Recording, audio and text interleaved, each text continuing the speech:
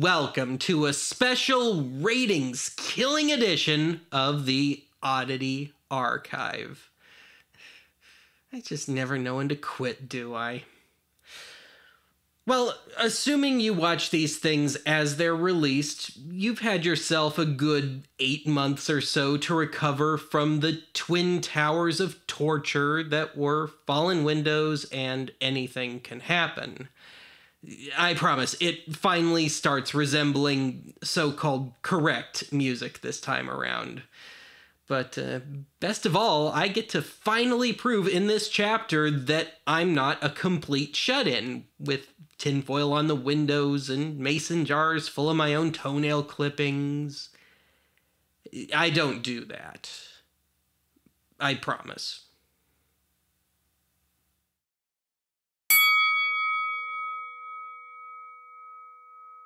Admittedly, I've been holding back one bit of my story on you lovely folks. From 2001 to 2003, I was one half of a teenage folk rock duo called Ben and Brendan.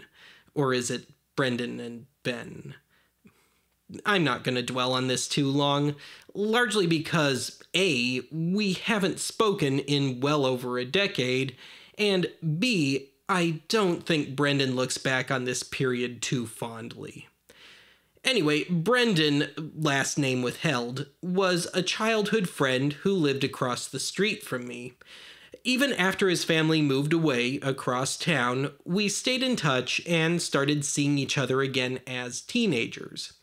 Now, around the time Silence is Golden was brewing in my head, I started trying to get Brendan interested in music. And it worked beautifully. Initially, neither of us knew what we were doing, and our collaborations were akin to the train wrecks that littered my solo stuff. However, during the time in which we were both starting to figure out so-called proper music, we developed a short-lived working relationship in which one of us would write the lyrics and the other would write the music. The general performance structure of Ben and Brendan was as follows. Brendan handled lead vocals, which didn't break my heart, and rhythm guitar. I handled lead guitar and the occasional backing vocal. Any additional instrumentation was overdubbed by whoever was up to the task that day. During the 2+ years that we were sorta active, we wrote and recorded about an EP's worth of material, none of which was ever released. Down to the impossible way. There will always be another day, another month, another year, another tear. For the way things are going, it hits you without you knowing. The light will shine its sun to you.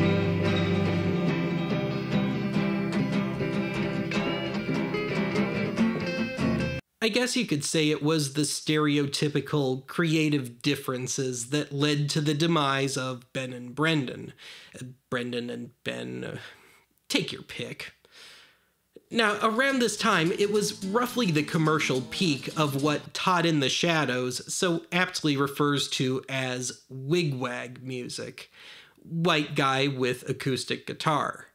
Read the artificially laid-back guys like John Mayer and Jack Johnson, both of whom I hated. Read Brendan wanted to emulate those guys specifically and get all the girls and money.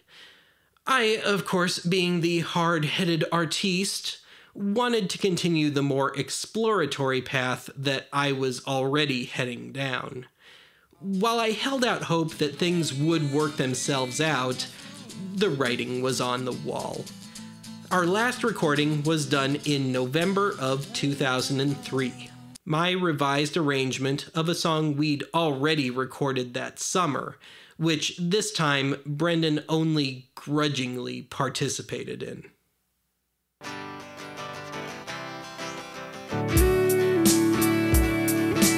Heard of it like for me, about a million times before. My bags are packed, the car is waiting for me.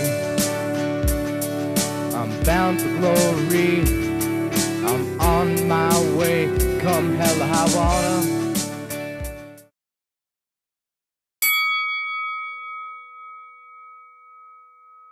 After finishing the monumentally depressing Anything Can Happen at the beginning of December of 2002, I was very much ready for a fresh start.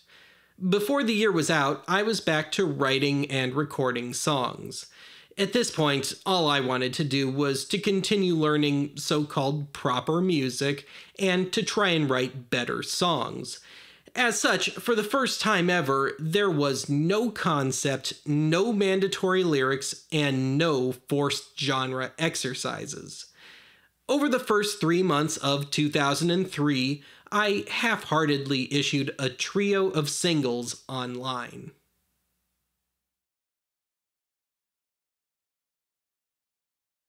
An Around the Sun-styled train wreck. I have no idea why I released this one. Go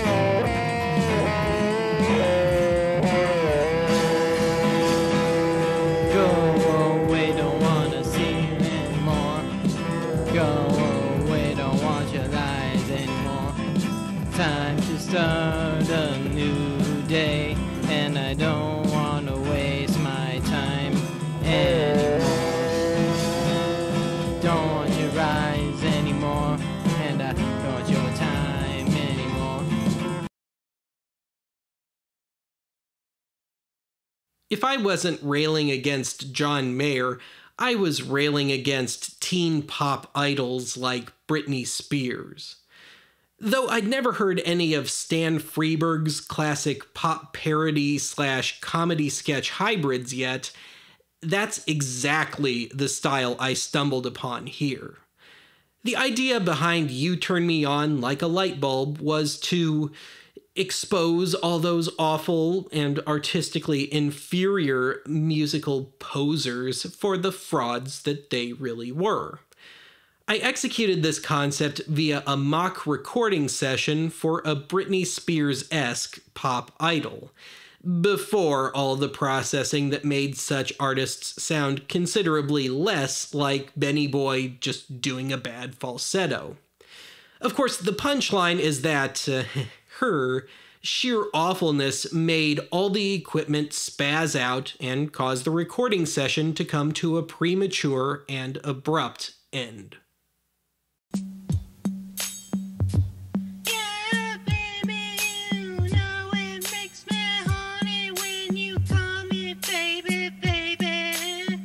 Beautiful. Well, I guess I'll just have to play hard to get. Hey, where's the app? Maybe I looked at your face, but I love you anyway. Yeah, I love you, baby, although sometimes I eat too much. Yeah, when you hold me, baby, almost in my life. Dollar companies on the phone. Hey, what the? Hey, come on. Come on. What's going on?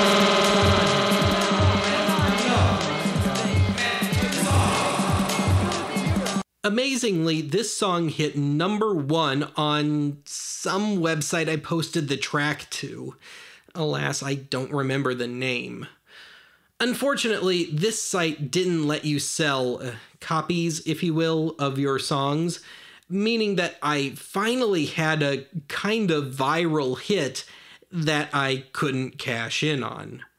Funnily enough, I was later sent a cover version of my song by a presumptive group called Bone Monkey.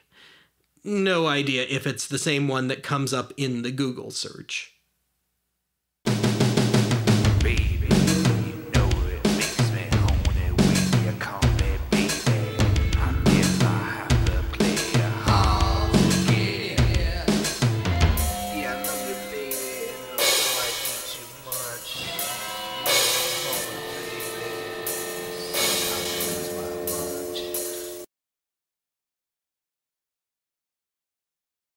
Well, there was already about 1 million songs out there by this title. Didn't stop me from writing my own, though. Honestly, I don't remember much about this one, except that it was my little stab at psychedelic pop. Won't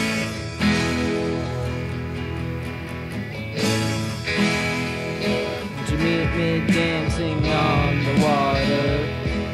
Won't you meet me flying in the sky? The clock hands are sticking straight up, and I do believe it is high time.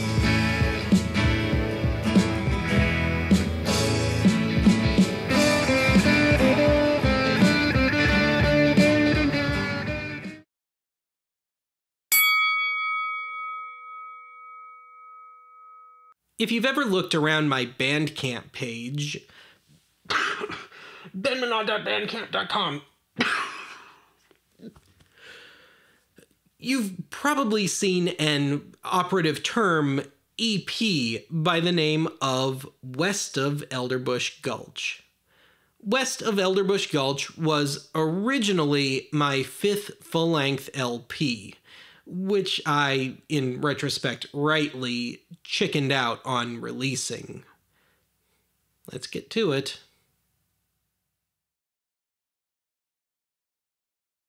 Sometime in early 2003, I became mildly obsessed with the idea that, allegedly, lightning never strikes twice in the same place. This became the working title to my thoroughly undefined eventual new album. I even went as far as rough drafting an idea for an album cover.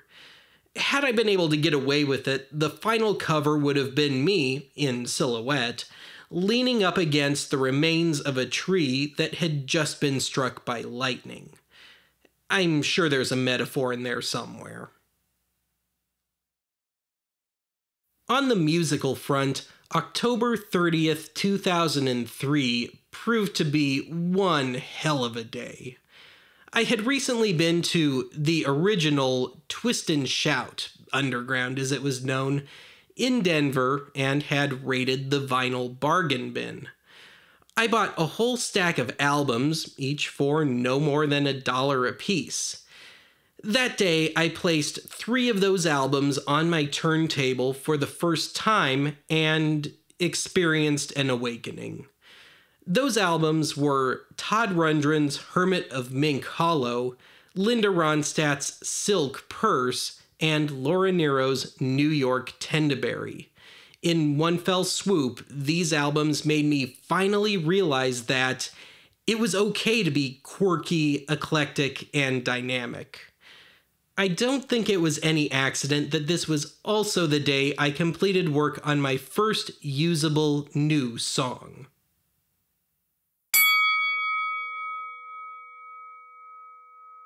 In all reality, the only thing that changed in my life since anything can happen was that I was now in a downright shaky relationship with a girl I went to school with.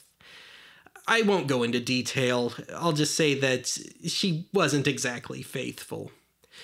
Like so many before me, this proved to be a frustration in real life and a gift in the creative life. This song was me ruminating on this failing relationship, and probably, in part, subconsciously about the imminent demise of Ben and Brendan. Did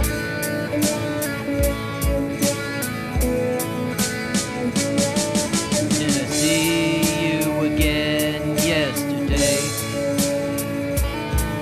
Will I see you again today? And if you look at my face and you take me by the hand, will you tell me just where I stand?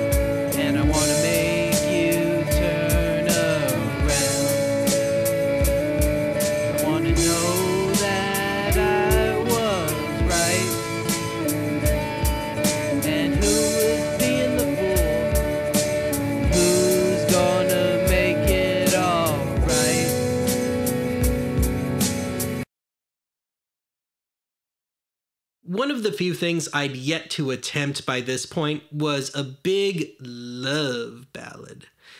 Probably because I'm not much of a ladies' man. Nonetheless, I set out to come up with the grandest, most lush ballad I could pull off within my means.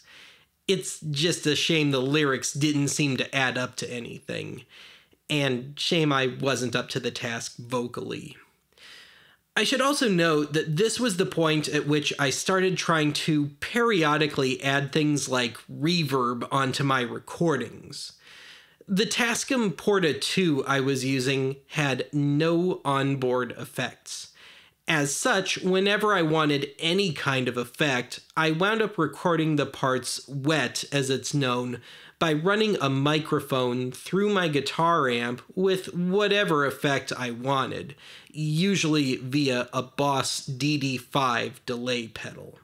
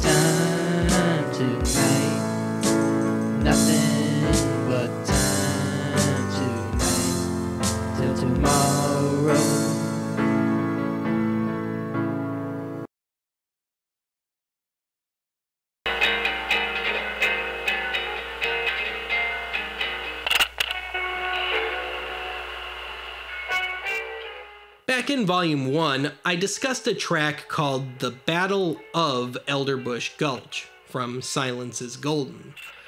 For reasons that I've long since forgotten, I revisited a bit of that track in which it sounded like I was trying in vain to play the intro to the Eagles' Tequila Sunrise. For whatever reason, it inspired me to make Elderbush Gulch a recurring, if fictitious, place in my work. And yes, this is what caused me to drop the working Lightning Never Strikes Twice title. Anyway, the initial plan was for this to be a Ventures, Shadows, sorta twangy rock instrumental. When I demoed the song, I just wanted to quickly get the idea down, so I did it acoustically. It worked so well that I scrapped the electric idea and did it as a folk piece. And yes, longtime viewers have heard this one used in about 1 million repair montages.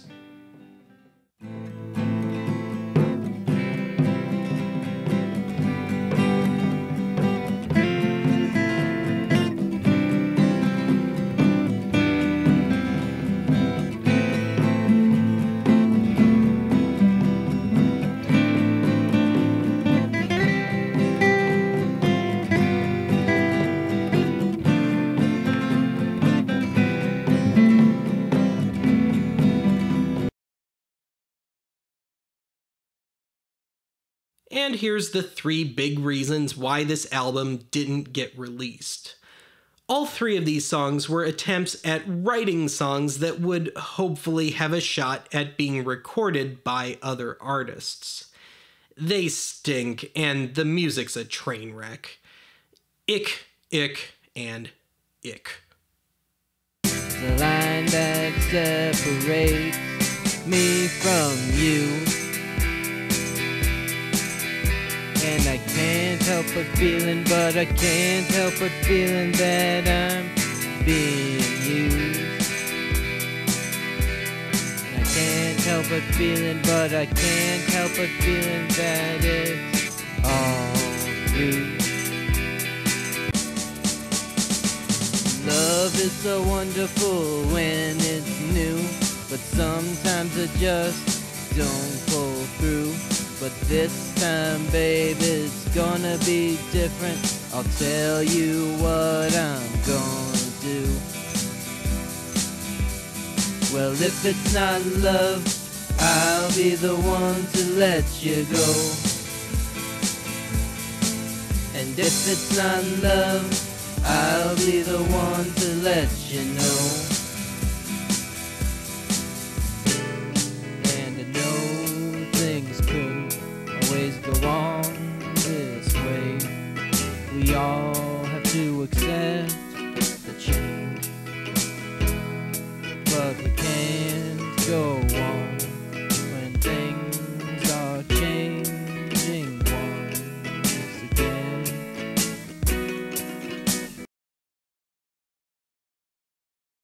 Apologies in advance, this one's got a long story tied to it.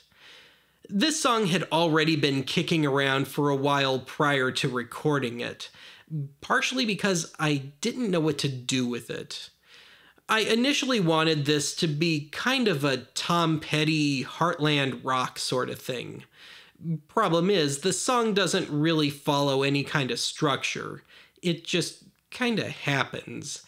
Something that's not really conducive to heartland rock. As I was trying to figure out what to do with the song, I got drafted into my high school's jazz band. No, really. They needed a guitar player, and I was about as close to a gunslinger as the school had, and there I was.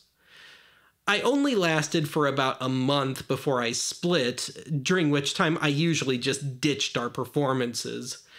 Officially, I left to take an internship at the Denver Center of Performing Arts, which was true, but I mostly left because it cut into my own writing and recording time. That and my aforementioned girlfriend was also in the band, during which time I met my, shall we say, replacement. I'm always the last to know. Anyway, during this time, we somehow made the Colorado State Finals, which we lost. Big time.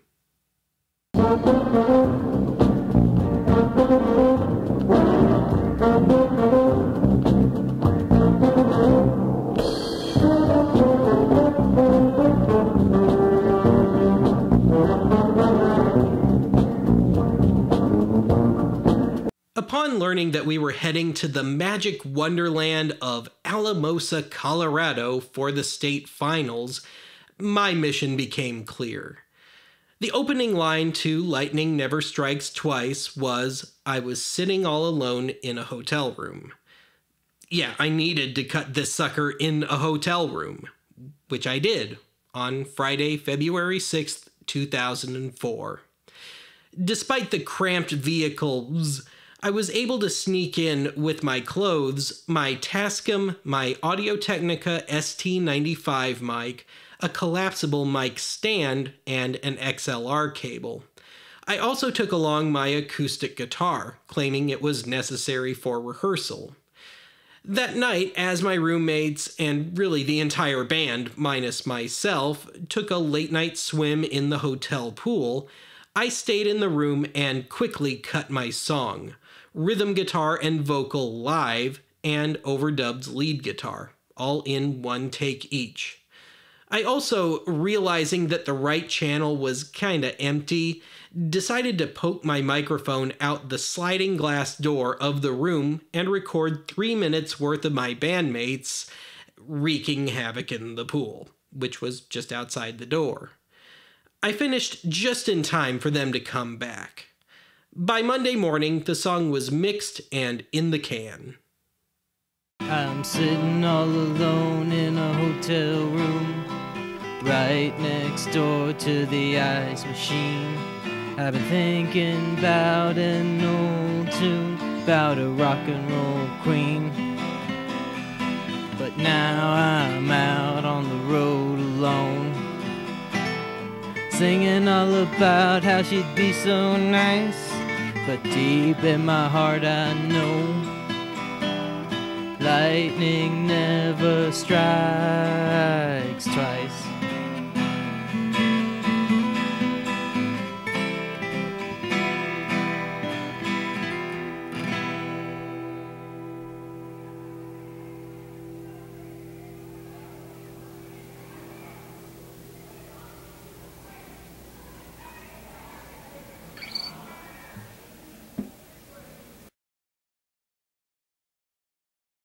No relation to the Dan Fogelberg song.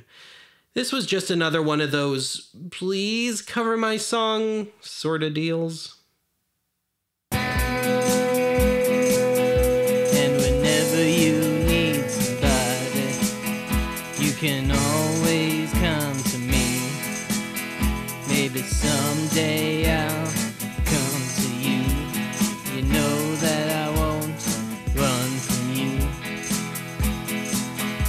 And whenever you need somebody, you can always count on me. Well, it wouldn't be a music career episode without another silent film thing.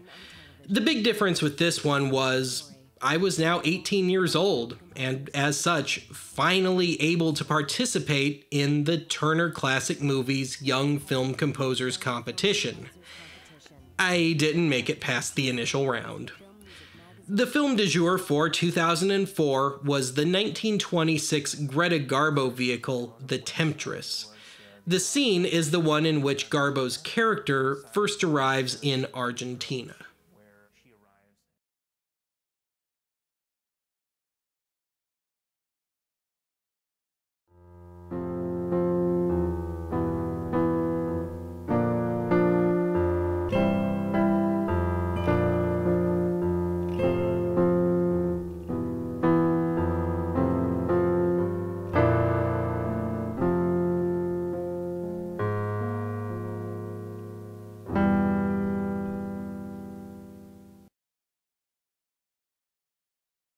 The hotel I'd stayed at during the whole jazz band fiasco was called the Inn of the Rio Grande, which to my utter shock still exists.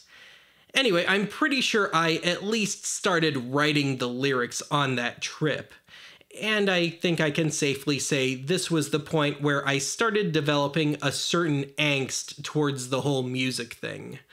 Also, immediately following my arrival back home from that trip, I once again ran off to Twist and Shout, where I picked up a copy of the Flying Burrito Brothers' Gilded Palace of Sin, which I immediately fell in love with. I figured that if Sneaky Pete Kleino could do fuzz tone pedal steel guitar, I could do fuzz tone mandolin. Did I mention I'd gotten a mandolin and banjo for Christmas of 2003? And tonight falls at the Rio Grande, and you wanna hold the world in your hands, but you can't go back from where you came, and nobody hears you when you scream.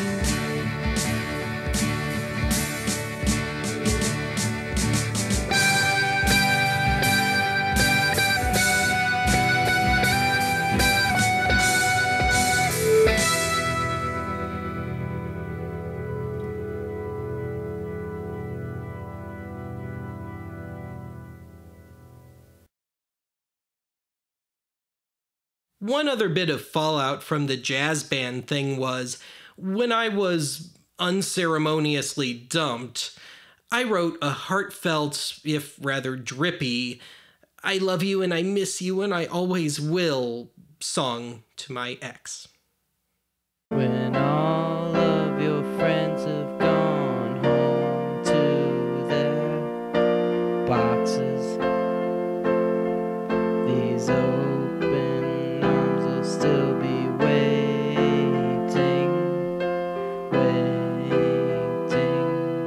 And when you finished playing your part, this broken heart will still be waiting.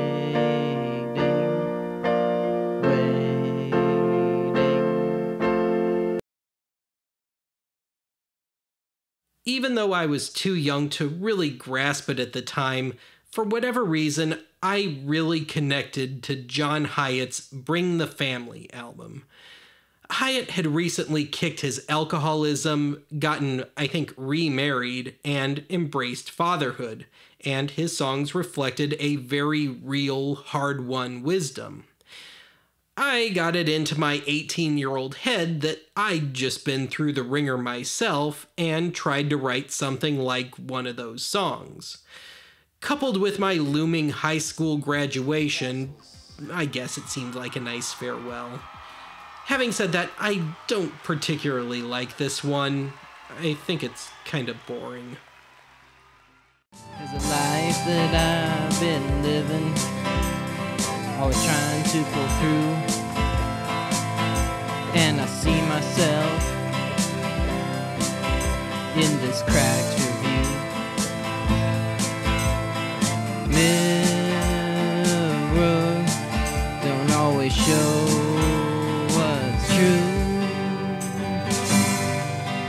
and here comes the morning when we're off to chase our vision of paradise. Another one I've since repurposed as montage music for the archive. This was inspired by the band's theme from the last Waltz. I wrote a very simple, folky melody and separated it by periods of improvised mandolin and banjo. And that's about it.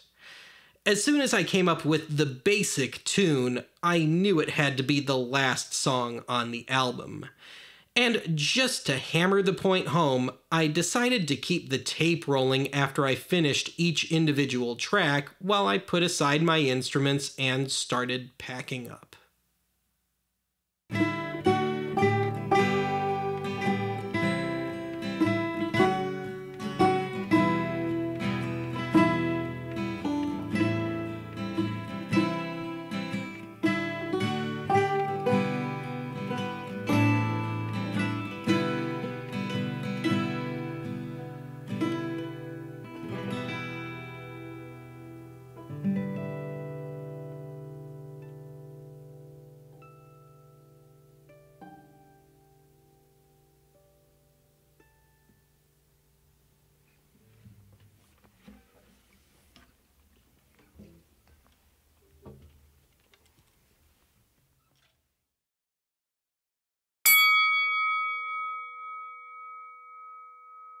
Okay, one more Alamosa story.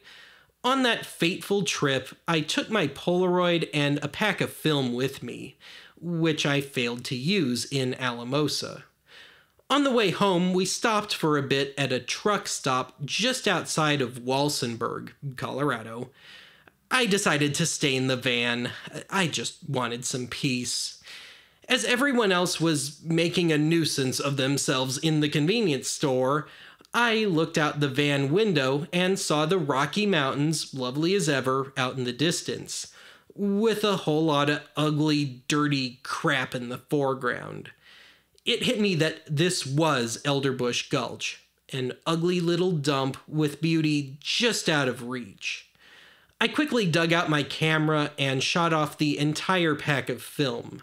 One of those shots, of course, became the heart of the album cover, which became an intentionally underwhelming picture postcard.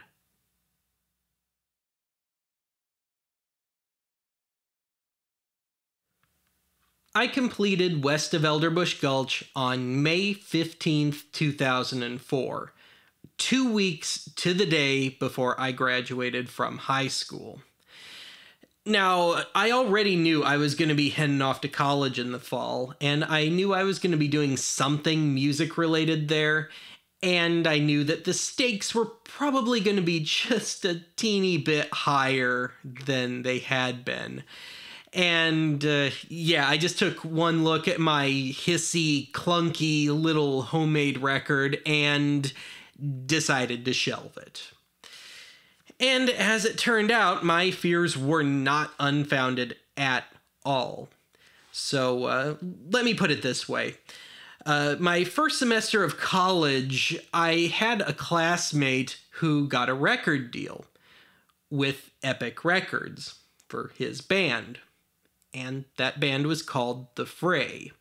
And pretty soon they had a few hits, and a couple of really big ones. And they were not the only soon-to-be famous ones that I was going to school with. So, yeah, I decided to just quietly bury west of Elderbush Gulch. Temporarily, anyway. But that's it for today's archive. Join me next time when, like all good rocker dudes, I get carted off to rehab. In my case, ratings rehab. Because I'm not cool enough for real rehab.